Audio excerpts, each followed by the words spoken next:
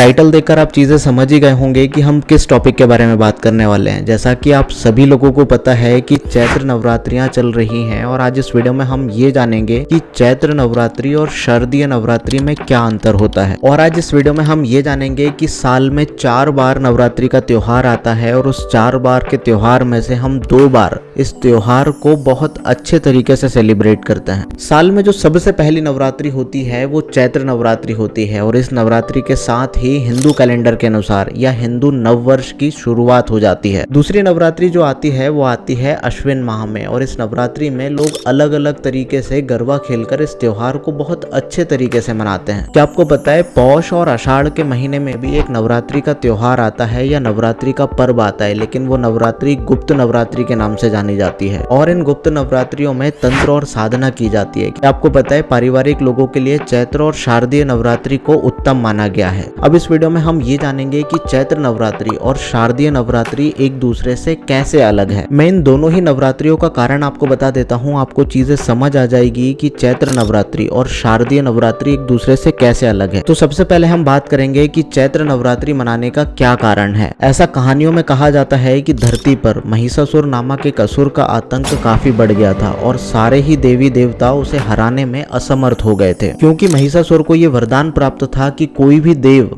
और दानव उसका वध नहीं कर सकता। तभी सभी देवी देवताओं ने माता पार्वती को प्रसन्न करके उनसे रक्षा का अनुरोध किया और माता पार्वती ने अपने अंश के 9 रूप प्रकट किए और सभी देवी देवताओं ने उन 9 ही अंशों से शक्तियां प्राप्त की और ये पूरा घटनाक्रम चैत्र महीने की प्रतिपदा तिथि से शुरू हुआ और इसी 9 दिनों को चैत्र नवरात्रि के रूप में मनाया जाता है। अब हम बात करते हैं कि शारदीय नवरात्रि मनाने का क्या कारण है। कुछ कहानियों में ऐसा कहा जाता है कि देवी दुर्गा ने अश्विन महीने में महिषासुर नामक उस राक्षस का वध किया था और इन्हीं 9 दिनों को शारदीय नवरात्रि के रूप में मनाया जाता है। क्या आपको पता है चैत्र नवरात्रि के दौरान कठिन साधना और कठिन व्रत का बहुत ज्यादा महत्व है। ऐसा कहा जाता है कि इस समय यदि आप व्रत रखकर कोई भी मनोकामना देवी दुर्गा से मांगते हैं या उनके 9 रूप में से किसी से भी एक मनोकामना आप मांगते हैं तो आपकी मनोकामना जरूर पूरी होती है। वहीं शारदीय नवरात्रि के दौरान आप नृत्य उत्सव आदि चीजें कर सकते हैं और सात्विक भोजन भी कर सकते हैं। क्या आपको पता है ऐसी मान्यता है कि चैत्र नवरात्रि की साधना करने से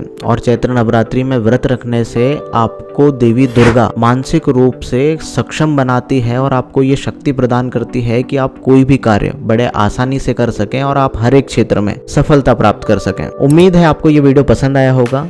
कुछ ऐसी ही वीडियोस के लिए आप चैनल को सब्सक्राइब कर सकते हैं और इंस्टाग्राम पर मुझे फॉलो करना ना भूलें। धन्यवाद।